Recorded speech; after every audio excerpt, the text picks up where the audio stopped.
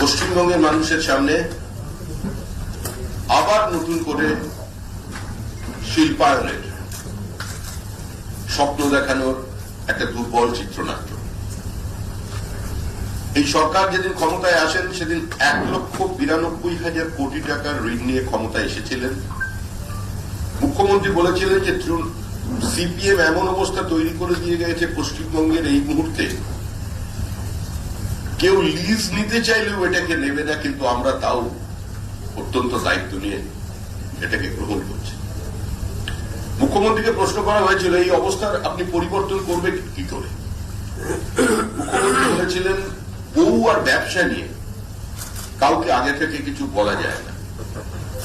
ভারতবর্ষের কোন অর্থনীতিবিদ এই উত্তরের কোন ব্যাখ্যা খুঁজে পাননি। যিনি বারবার বলেন বাংলাকে গুজরাট হতে দেব না, বাংলাকে মহারাষ্ট্র হতে দেব না, ফরেন ডাইরেক্ট ইনভেস্টমেন্ট মহারাষ্ট্রে 36.6 আর পশ্চিমবঙ্গে 0.6%। এই রাজ্য থেকে একটার পর একটা শিল্পপতি ভিন রাজ্যে নিজের পুঁজি সরিয়ে নিয়ে যাচ্ছে। যারা বিজিবিএস এর মঞ্চে দাঁড়িয়ে আজকে বলবেন এত ভারত শিল্প বান্ধব পরিস্থিতি আর অন্য কোনোদিন তৈরি হয়নি, তাদেরই 9 বছরের ব্যালেন্স শিট দেখুন, তারা বিনিয়োগ করেছেন ভিন রাজ্যে। আজকে সংসদীয় গণতন্ত্রে যার স্থান মুখ্যমন্ত্রীর পরে এই বিরোধী দলনেতা শুভেন্দু অধিকারী আপনাদের সামনে একটু পরেই বিস্তারিতভাবে পশ্চিমবঙ্গের এই মুহূর্তে শিল্প সম্ভাবনা, পশ্চিমবঙ্গের এই মুহূর্তে বিনিয়োগের পরিস্থিতি, স্বাক্ষরিত মৌ, তা নিয়ে তিনি আপনাদের সামনে একটি পুস্তিকার আকারে তুলে ধরবেন। যদিও এখানে অনেক তিনি স্বচ্ছন্দভাবে সেটা তুলে ধরতে পারবেন, কারণ এই প্রেস কনফারেন্স করার জন্য আমাদের হাইকোর্টের দরজায় যেতে হয়নি। রাজ্যের এমনই গণতান্ত্রিক ব্যবস্থাকে নিয়ে যাচ্ছেন নেই যে বিধানসভার মধ্যে তো অনেক দূরের কথা, বিরোধী দলনেতাকে সাসপেন্ড করা হয় এবং সভা সমিতি করতে গেলেও তাকে হাইকোর্টের দরজায় পৌঁছতে হয়। এটাই হচ্ছে আমাদের রাজ্যের বর্তমান চিত্র। কার্যত এই রাজ্যের শিল্প সম্ভাবনা ধ্বংস হয়েছে।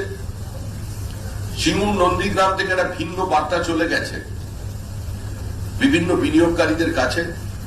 এই অবস্থার মধ্যে দাঁড়িয়ে আমরা বলছি ভারী শিল্প ছাড়া পশ্চিমবঙ্গের মুক্তির অন্য কোনো পথ নেই। কৃষকের জমি নিয়ে শুধু তাকে সোলেসিয়াম দিয়ে কিংবা শুধুমাত্র তাকে বাজার মূল্যে কিছু বেশি অর্থ দিয়ে ছেড়ে দিলে চলবে না।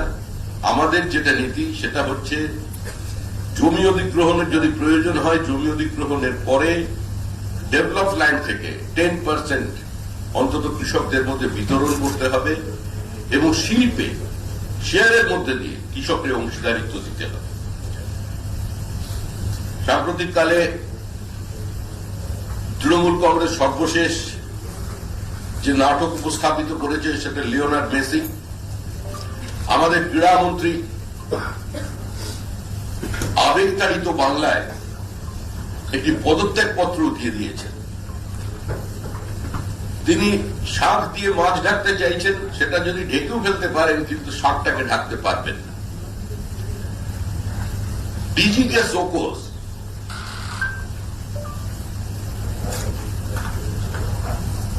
আমাদের ক্রীড়ামন্ত্রী জীবন্ত কিংবদন্তি মেসি যখন আসবেন প্রোটোকল হিসেবে তার মাঠের তিনি ছিলেন, তার বেশ কয়েকজন লোক সঙ্গে নিয়েছিলেন। কাদের গ্রেপ্তার করা হচ্ছে? একজন অর্গানাইজারকে। ক্রীড়ামন্ত্রীর ক্ষমতা আছে তার নিজের নির্বাচনী কেন্দ্র টালিগঞ্জে দিয়ে একটা বড় ফুটবল ম্যাচের আয়োজন করার, অনুমোদন ছাড়া, অদান্যতা ছাড়া, বড় নেতাদের পারমিশন ছাড়া।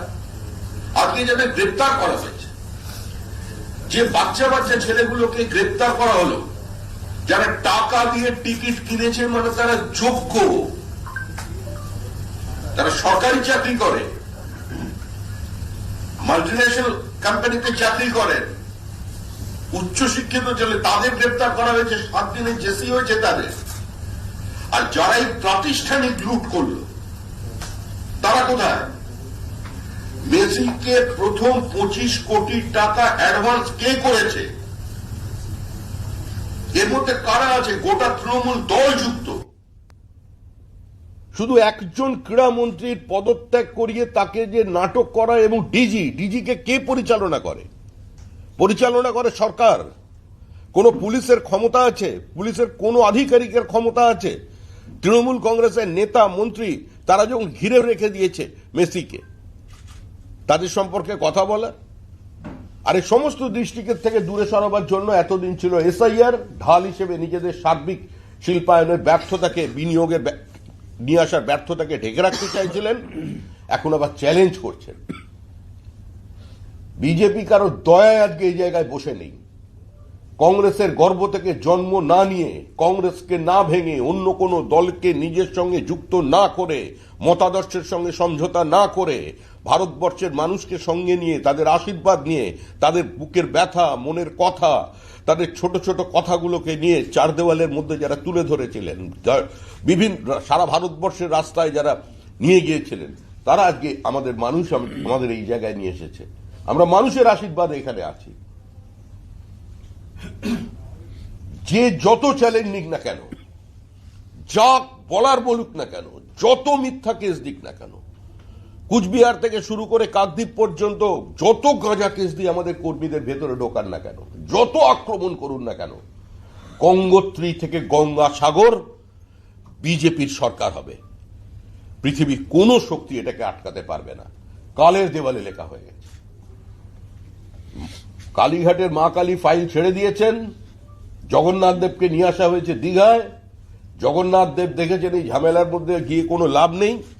তিনি বলেছেন, তোমার যখন ইচ্ছা আমি এসেছি, তাহলে আমি ওই বীরেন শাসমলের মাটি, মাতঙ্গিনীর মাটি, ক্ষুদিরামের মাটি, স্বাধীন তাম্রলিপ্ত সরকারের মাটি যেখানে আছে, ওই বঙ্গোপসাগরেই আজকে আমাকে সাক্ষী রেখে তোমার বিসর্জন হবে। 2026-এর নির্বাচন তৃণমূলের বিসর্জন। কারণ এই লড়াই বিজেপির সঙ্গে তৃণমূলের লড়াই নয়, পশ্চিমবঙ্গের সাধারণ মানুষের সঙ্গে তৃণমূল কংগ্রেসের লড়াই।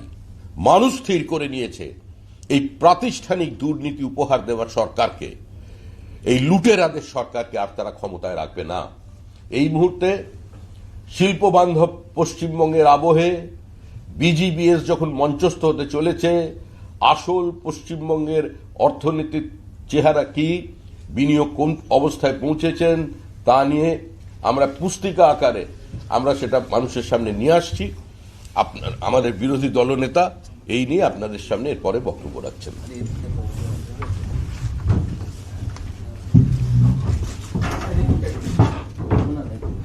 একদম আমাদের দিকে স্যার।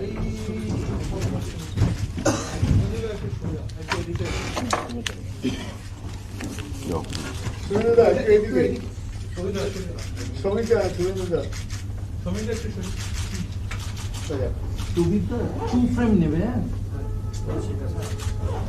দাদা দুজনে একটু এইদিকে, দাদা দুজনে একসঙ্গে এইদিকে। আমাদের মিডিয়া ইনচার্জ বাংলা এবং ইংরেজি কপি আপনাদেরকে বিকেলের মধ্যে প্রোভাইড করে বসুন।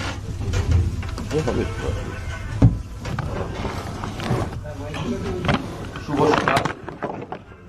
ইতিমধ্যে লোকসভা এবং রাজ্যসভার ব্যস্ততার মধ্যেও আমাদের সম্মানীয় রাজ্য সভাপতি বিদগ্ধ বক্তা, কয়েক দশকের রাজনৈতিক অভিজ্ঞতা সম্পন্ন আমার অগ্রজ নেতা শ্রমিক ভট্টাচার্য মহোদয় আজকের মূল বিষয়বস্তু অতি সংক্ষেপে বলেছেন। একটি হলো, আর খানিকক্ষণ পরে এটি আবার হতে চলেছে। এবারে মুখ্যমন্ত্রী ভারাক্রান্ত, মুখ্যমন্ত্রী ক্লান্ত, এদিকে দাদা। মুখ্যমন্ত্রী পরিশ্রান্ত, মুখ্যমন্ত্রীর মন মেজাজ কোনোটাই ভালো নেই। তাই নিউ টাউনে 200 কোটি টাকা ব্যয়ে বিশ্ব বাংলা কনভেনশন সেন্টারের পরিবর্তে বাড়ি থেকে ঢিলছোড়া দূরত্বে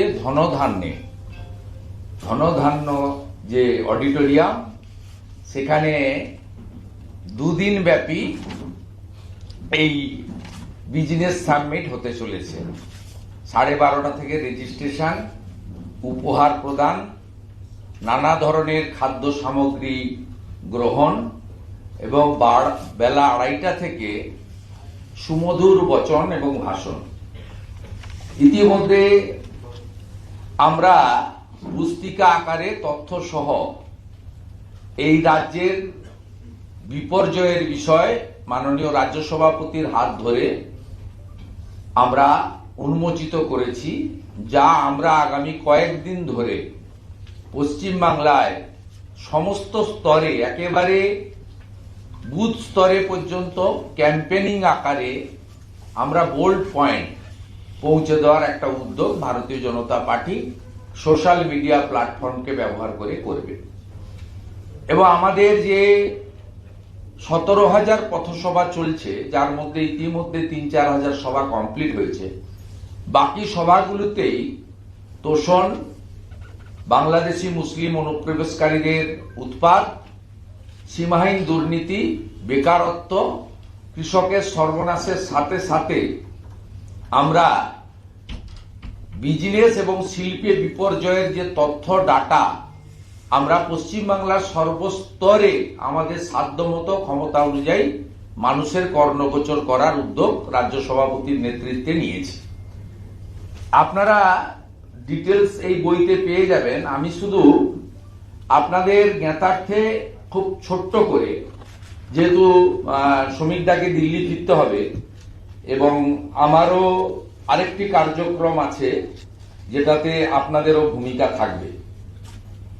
আমাদের বিজিবিএস এ মাননীয় মুখ্যমন্ত্রী এবং তথাকথিত উনার পার্শ্বদের নিয়ে 2015 সাল থেকে যতগুলো মৌ করেছেন, মৌর সংখ্যা, ঘোষিত ইনভেস্টমেন্টের গালভরা প্রতিশ্রুতির অ্যামাউন্ট এবং আপনার বিশেষ কয়েকটি পয়েন্ট আমি শুধুমাত্র জনগণের জ্ঞাতার্থে তুলে ধরছি। বাকিটা আপনার এই বইতে একদম গ্রাফিক্স করে, প্যারামিটার করে, সুন্দর করে এখানে দেখানো রয়েছে, যেটিকে প্রামাণ্য দলিল হিসেবে আগামী দিনে কাজ করবে। 2015-তে টোটাল ইনভেস্টমেন্ট ইন ক্রোর 2,43,100 কোটি টাকা। মৌ স্বাক্ষরিত হয়েছিল 54টি। 2016 সালে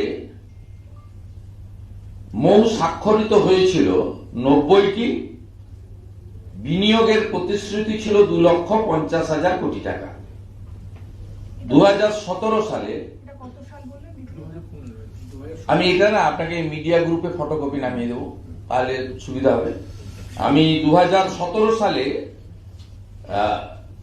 ইনভেস্টমেন্ট টোটাল ঘোষিত, অ্যাকচুয়ালটা পরে আসছি, 2,35,000 কোটি টাকা। স্বাক্ষরিত মৌর সংখ্যা 110। 2018 সালে টোটাল অ্যামাউন্ট 2,20,000 টাকা। স্বাক্ষরিত মৌর সংখ্যা 137। 2019 সালে টোটাল অ্যামাউন্ট 2,84,000 কোটি টাকা। স্বাক্ষরিত মৌর সংখ্যা 86। 2022 সালে 3,42,000 কোটি টাকা। স্বাক্ষরিত মৌর সংখ্যা 137। 2023 সালে টোটাল অ্যামাউন্ট 3,76,000 কোটি টাকা, স্বাক্ষরিত মৌ 188টি। 2024 সালে 4,40,000 কোটি টাকা, টোটাল মৌ হচ্ছে 212টি, অর্থাৎ ক্রমান্বয়ে ঊর্ধ্বগতি হিমালয় পর্বতের মতো। এবারে আর দুটো কালাম আপনাদেরকে শোনা দরকার। 2015-তে কি ইনভেস্টার হিসেবে মৌ করেছিলেন এবং ডিক্লারেশন দিয়েছিলেন এবং ইমপ্লিমেন্ট হয়নি ITC, Bharti enterprise, RP group. এখানে বিজিবিএস তো একজনই করে, উজ্জ্বল সিনহা, তাকে দেওয়া আছে। এখানে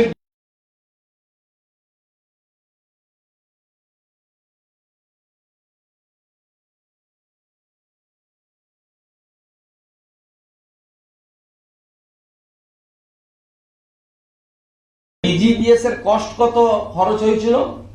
কোটি টাকা বিজিবিএস এ খরচ হয়েছিল। 2016-তে কি ইনভেস্টর ছিলেন মানে মৌতে? হীরানন্দানী গ্রুপ এবং জেএসডব্লিউ। এখানে খরচ হয়েছিল বিজিবিএস অর্গানাইজ করতে 30 কোটি টাকা। 2017-তে চ্যাটার্জি গ্রুপ, আরবি সঞ্জীব গ্রুপ, অ্যামাউন্ট খরচ হয়েছিল টু কন্ডাক্ট বিজিবিএস 35 কোটি টাকা। মানে প্রত্যেক বছর হিসাব করা আছে 5 কোটি করে বাড়বে। তা 2018-তে Reliance group, JSW, Ambuja Neotia, RP group 40 কোটি টাকা cost involvement to organise the BGBS. 2019-এ কোকা কোলা ছিল মেন ইনভেস্টর, কি ইনভেস্টর মানে মৌতে, নট গ্রাউন্ড, 45 কোটি টাকা কস্ট ইনভলভমেন্ট। ওখানে মনে রাখা দরকার তাজপুর বন্দর ছিল। 2023-এ রিলায়েন্স, জিএসডব্লিউ কস্ট ইনভলভমেন্ট 50 কোটি টাকা। 2024-এ রিলায়েন্স, জিএসডব্লিউ 67 কোটি টাকা আপনার কস্ট ইনভলভমেন্ট লাস্ট বছর। এ বছরের পরে পাওয়া যাবে। এবারে আপনাকে বলি, এই যে আপনি যোগ করে ফেলুন 2015-তে 2,43,000 থেকে 2024-এ 4,40,000, টোটাল প্রায় 20 লক্ষ কোটি টাকার মতো ইনভেস্টমেন্ট এখানে মৌ করা হয়েছে। এবং 2015, 54, তারপরে লাস্ট 212, টোটাল যদি এই সংখ্যা আপনি যোগ করেন তাহলে দেখবেন 800 মৌ সাইন। আমাদের এই পুরো সরকারের পিরিয়ডে আপনার ইনভেস্টমেন্ট হয়েছে 2022-এ 1,37,000 কোটি টাকা, 2023-এ 96,000 কোটি টাকা, 2024-এ 1,23,000 কোটি টাকা। মাননীয় শ্রমিক ভট্টাচার্য মহোদয়ের কথাকে ধরে আমি এক্ষেত্রে আপনাদের ব্যাখ্যা দিতে পারি।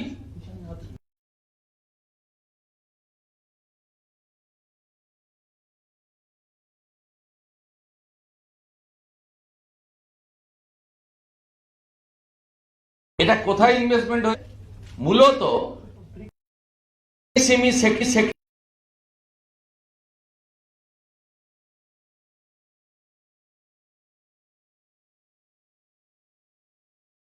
কোথায় ইনভেস্টমেন্ট হয়েছে? মূলত এসএমই সেক্টরে এমপ্লয়মেন্ট ক্রিয়েশন এবং এমপ্লয়মেন্ট, এটাও হতে পারে না বড় ইন্ডাস্ট্রি ছাড়া। এবং এক্ষেত্রে এফডিআই,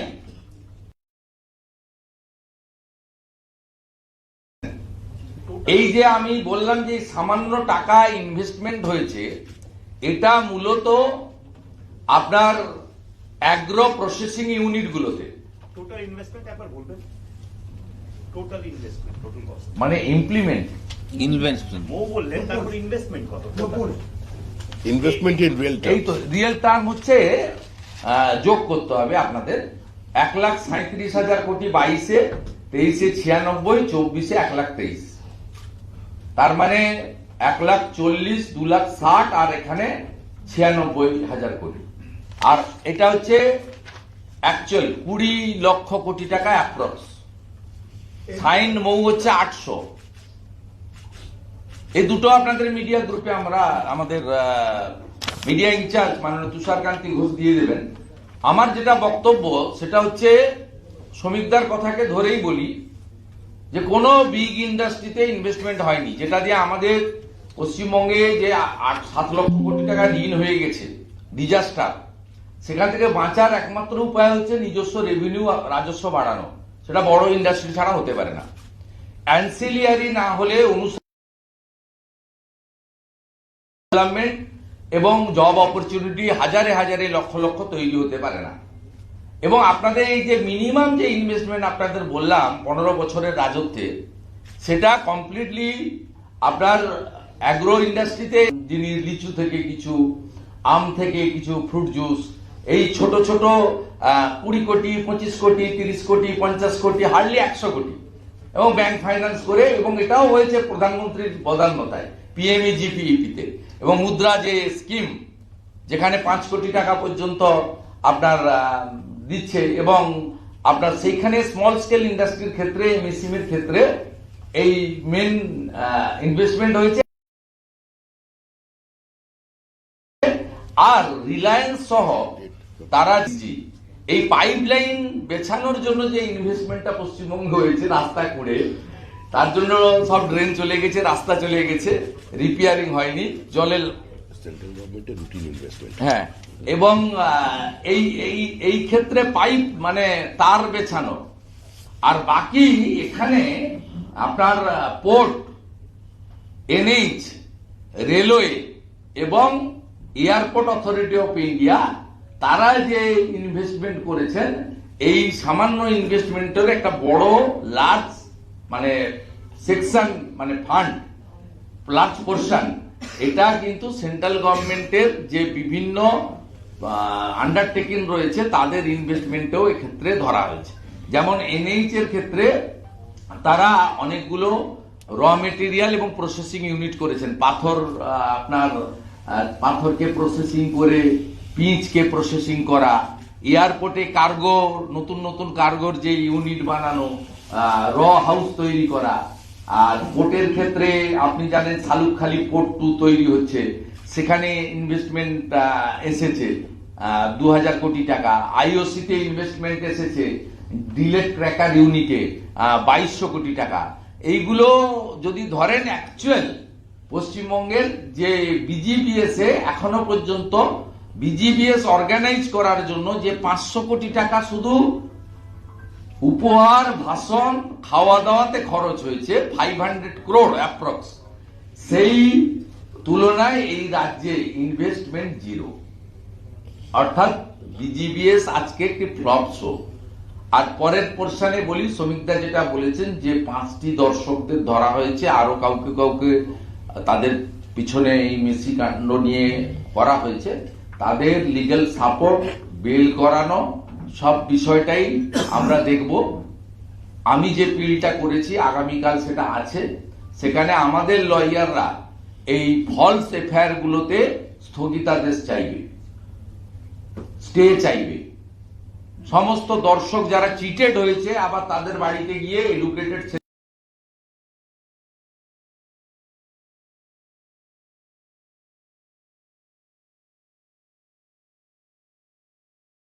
ছেলেদেরকে ইমোশন, তাদের এই এফআইআর স্টে চাইবেন এবং ওনাদের রিলিজ চাইবেন। ঠিক আছে? কোনো কোশ্চেন থাকলে শ্রমিকদাকে করুন, তারপর আমাকে দুটো একটা কোশ্চেন। मेरा सवाल आपसे है, कल राष्ट्रीय महासचिव तृणमूल कांग्रेस के और सांसद अभिषेक बैनर्जी ने कहा कि अगर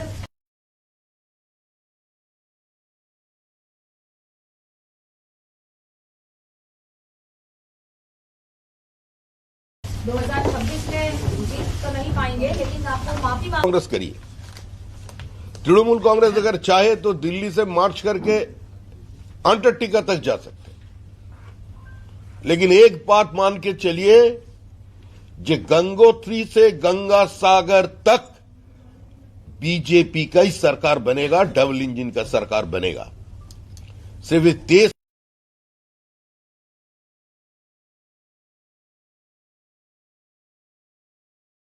नहीं, दुनिया का सबसे पॉपुलर जो पॉलिटिकल फिगर है नरेंद्र दामोदर मोदी ही कर सकते हैं। ये मोदी का गारंटी है। तो ये सामने लेकर हम लोग जा रहे हैं। और पश्चिम बंगाल में जो चुनाव होने जा रहा है वो चुनाव से भाजपा और तृणमूल कांग्रेस का बीच का चुनाव नहीं है, ये चुनाव है आम जनता का खिलाफ तृणमूल का लड़ाई, ये दोनों का लड़ाई है। और इवेंचुअली हम लोग इस बाइनरी में आ गए कि तृणमूल को कोई हरा सकते तो भाजपा ही हरा सकते, इसीलिए भाजपा जीतेगा।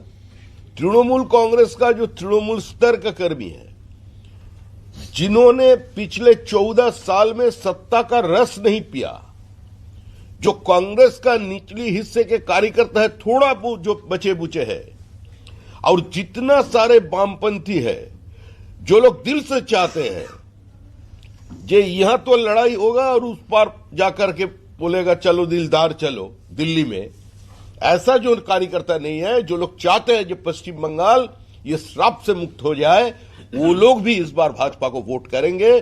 तृणमूल का पराजय निश्चित है, चाहे जिसका भी हाथों थाम ले। अभी तो सीपीएम का साथ यहां लड़ाई चल रहा है, दिल्ली में जाकर एक साथ धरना कर रहे हैं, कांग्रेस का साथ लड़ाई चल रहा है। तो जो तृणमूल का खिलाफ लड़ रहे हैं, कांग्रेस तो उसी को ही बैठा दिया। कांग्रेस का नेता राहुल गांधी जी सारे जगह घूम घूम कर बोला ये वोट चोरी का खेला बंद करो, एसआईआर को वोट चोरी बता दिया। क्या हुआ बिहार का रिजल्ट?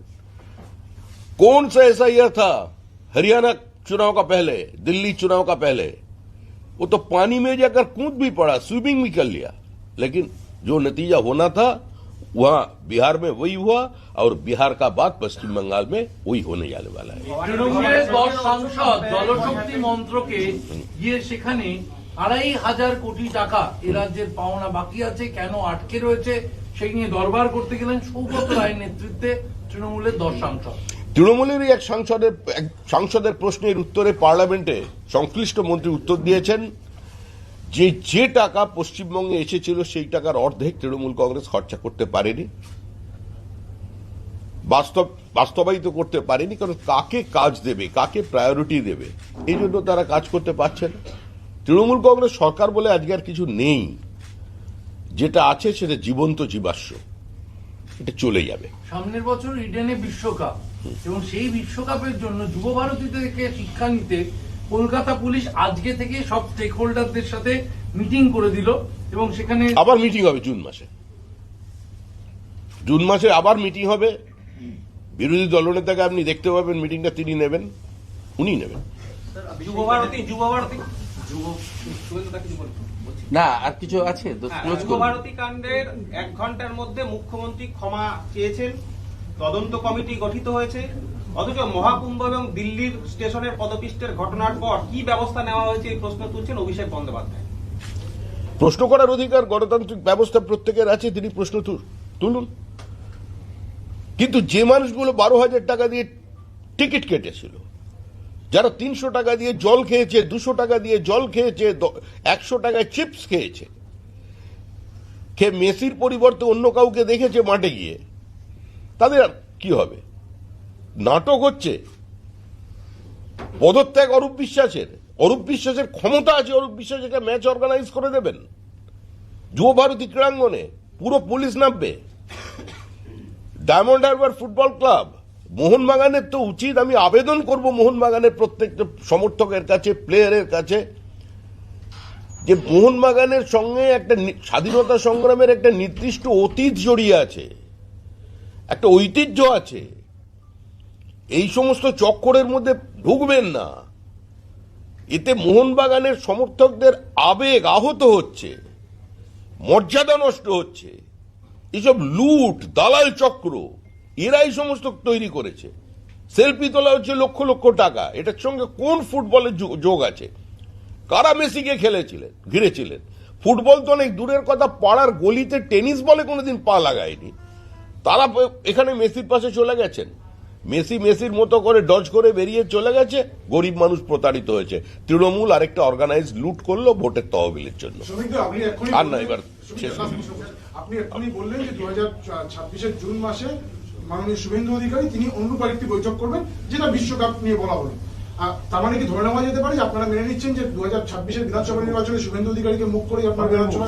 বিজেপি কোনো মুখ মুখোশের রাজনীতি করে না। বিজেপি ব্যক্তি নির্ভর রাজনৈতিক দল নয়, সেখানে কোত্থেকে কিন্তু এটা নিঃসন্দেহে যে মন্ত্রিসভা গঠিত হবে সেখানে উনি থাকবেন। সুতরাং আমি বললাম যেহেতু উনি পুলিশের সঙ্গে এত লড়াই টড়াই করেন সকাল থেকে রাত পর্যন্ত, বারবার কোর্টে যান, জীবন্ত পুড়িয়ে মেরে দিচ্ছিল তেল ঢেলে, তো সেই জন্য ওর সব পুলিশগুলোকে চেনে। তো ওই বৈঠকটা দলের পক্ষ থেকে বা সরকারের পক্ষ থেকে উনিই নেবেন জুন মাসে, এটা কালের দেওয়ালে লেখা হয়ে গেছে। ওনার ফ্লাইট আছে, আমাকে আপনারা ফলো করুন, একটা প্রোগ্রাম আছে, আমাকে একটু ফলো করুন। অভিষেক ব্যানার্জি বলছেন যে এসআইআর হোক এফআইআর হোক যাই হোক না কেন বিজেপির সিট কমবে, তৃণমূল অনেক বেশি আসনে জিতবে এবং আপনাদেরকে বিজেপিকে। ওনার কথাটা আপনারা সিরিয়াসলি নেন কেন? উনি এখন অব্দি যা যা বলেছেন, প্রথমে বললেন যে সৌমিত্র খান তিনি যদি একটা বুথে যেতেন তাহলে আমি রাজনীতি ছেড়ে দেব, বলেছিলেন তো। বলার পরে সৌমিত্রকে পুলিশ দিয়ে বিষ্ণুপুর ছাড়া করা হলো। সুপ্রিম কোর্ট থেকে বেল নিলেন 2019-এ, কন্ডিশনাল বেল, বলা হলো বিষ্ণুপুর বা বাঁকুড়া জেলায় ঢুকতে পারবেন না।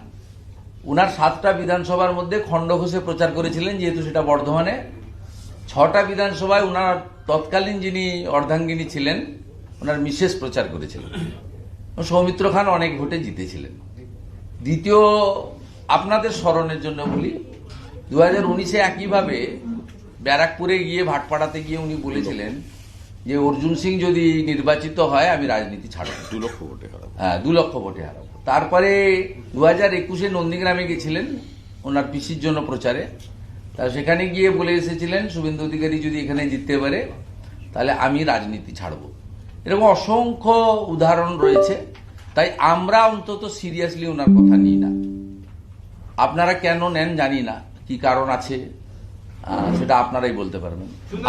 আমরা অন্তত ভারতীয় জনতা পার্টি ওনার বক্তব্যকে সিরিয়াসলি নিই না। আমাদের লড়াই একেবারে কমপ্লিটলি মমতা বন্দ্যোপাধ্যায়ের নেতৃত্বে অপশাসন, কুশাসন এবং এই যে জঙ্গল রাজ এর বিরুদ্ধে, বাংলার হিত গৌরব ফেরানোর বিরুদ্ধে। মূল সুর বেঁধে দিয়ে গেছেন কিছুদিন আগে মেট্রো উদ্বোধনে এসে আমাদের মূল প্রচারক, যার ছবিকে রেখে, যার কথাকে নিয়ে আমরা নির্বাচনে লড়ি, রাজ্যে রাজ্যে জিতি, নরেন্দ্র মোদী। অর্থাৎ স্বাভাবিকভাবে বাংলার হিত গৌরব ফিরিয়ে আজকে বিজিবিএস এর দিন, তিনি সেদিন খুব ডাটা তথ্য দিয়ে বলেছিলেন স্বাধীনতার আগে এবং স্বাধীনতার পরে শিল্প, বিনিয়োগ, অর্থনীতিতে বাংলা যে জায়গায় ছিল সেই জায়গায় ফিরিয়ে আনার কমিটমেন্ট বিজেপি দিচ্ছে। আমি গ্যারেন্টি দিচ্ছি। এই ভাষা তিনি অত্যন্ত দ্ব্যর্থহীন ভাষায় বলেছিলেন, যাকে বলেন একবারে ভিতর থেকে উইল ফোর্স কাজ করেছিল ওনার সেই দিন। আমি এই জায়গায় আনবো, আমি আপনাদের কমিটমেন্ট দিচ্ছি। তাই সেই লক্ষ্যে আমরা লড়াইটা করব, বাংলার হিত গৌরব ফেরাবো। जो बीएलएस है टीएमसी की तरफ से कहा गया है कि एक एक घर में जाए, स्क्रूटनी करे, जिनके नाम कटे हैं 45,000। ऊपर से आज जो कल्याण बनर्जी हैं उन्होंने कहा है कि कल जो ड्राफ्ट आई है उसमें बीजेपी से सवाल करिए कितने घुसपैठिए निकले हैं। बीजेपी से सवाल करिए कितने घुसपैठिए निकले। देखिए, कल्याण बनर्जी का बात सीरियसली लेने की जरूरत नहीं है। ये is a registered drunkard. Several time I several time stated that he is the registered drunkard. मैं ये बता रहा हूं 14 फरवरी शाम तक आपको मिल जाएगा कितना घुसपैठिया है, कितना डेथ है, कितना फर्जी है, कितना डबल ट्रिपल एंट्री है, कितना फेक है, सब मिल जाएगा। हड़बड़ी का कोई बात नहीं है और अभी इसको खुलासा करने का कोई जरूरत नहीं है। एसआईआर ऑन प्रोसेस, ये ड्राफ्ट वोटर लिस्ट है। अगले 1 महीने बहुत काम बाकी है और जो ममता बनर्जी का जो BLA 2 है वो भी, भाजपा की अभी BLA 2 है वो भी जाएगा, भाजपा की आदमी भी जाएगा। लेकिन जो डेथ हुआ उनका जिंदा करने का कोई स्कोप ममता बनर्जी का पास नहीं है, किसी का पास नहीं है। तो डेथ ही है। ব্যারাকপুরে আপনি সুনীল সিং এর সাথে একদিন কনভয় নিয়ে আপনি যাচ্ছেন, আপনার একটা পথ না, আমি করিনি। সুনীল সিং একটা রাস্তায় দাঁড়িয়ে, আমি একটা ছটের অনুষ্ঠানে গেছিলাম, তিনি সৌজন্য সাক্ষাৎ, তিনি এক সময় বিজেপি করতেন, শুধু বিজেপি নয় আমার সঙ্গে এমএলএও ছিলেন। ভারতীয় জনতা পার্টি যিনি পাশে বসে আছেন, ভারতীয় জনতা পার্টির যে সর্বোচ্চ নেতারা আছে, এদের কাছ থেকে শিষ্টাচারের সংস্কৃতি, সৌজন্যের সংস্কৃতি দেখতে হয়। একটা এক্সএমএলএ রাস্তায় দাঁড়িয়ে আছে, শুভেন্দু অধিকারী 4টে গাড়ি নিয়ে ওখান দিয়ে পাস করছে, আমার দায়িত্ব, আমি 10 মিটার দূরে গিয়ে গাড়িটা স্লো করেছি। আমি গাড়ি থেকে নামার আগেই উনি এসেছেন, আপনারা ছবিতে দেখিয়েছেন। আমি একটি পদ্মফুল ওনাকে দিয়েছি ছটের প্রাককালে। ছটি মাইকে যে কোনো পুজোয় পদ্ম ছাড়া পুজো হয় না, তাই আমি এই ছটের আগের দিন একটা পদ্মফুল ওনাকে দিয়েছি, যাতে ওনার পরিবার যখন ছটের ব্রত নিয়ে যাবেন এই পদ্মফুলটা সূর্যদেবকে তিনি দেন। এটা তো পদ্ম তো বিজেপির সিম্বল নয়, পদ্ম হচ্ছে হিন্দুদের যে কোনো পুজোতে, আপনার বাড়িতেও যে কোনো পুজোতে পদ্ম ছাড়া পুজো হয় না, এটা স্বাভাবিক। এর মধ্যে রাজনীতি খোঁড়ার কারণ নেই। আর ভারতীয় জনতা পার্টির স্ট্যান্ড খুব ক্লিয়ার। ভারতীয় জনতা পার্টি নিচের তলায় যারা পরিবারগুলোকে আমরা সঙ্গে যুক্ত করে ভোট বাড়াতে চাই, ভারতীয় জনতা পার্টির কর্মীরা চান না তৃণমূলের কোন নেতা এখানে এসে তার আসর সমৃদ্ধ করুক। ভারতীয় জনতা পার্টির রাজ্য সভাপতি, বিরোধী দল নেতা প্রত্যেকে ওয়ার্কারদের সেন্টিমেন্টকে মর্যাদা দিয়ে চলবে।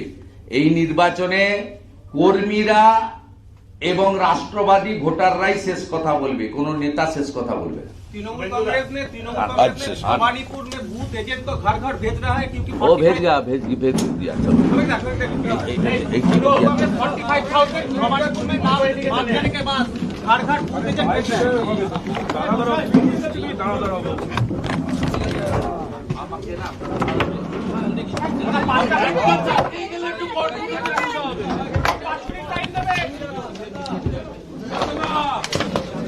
আরে ভুলটা পাটা কেন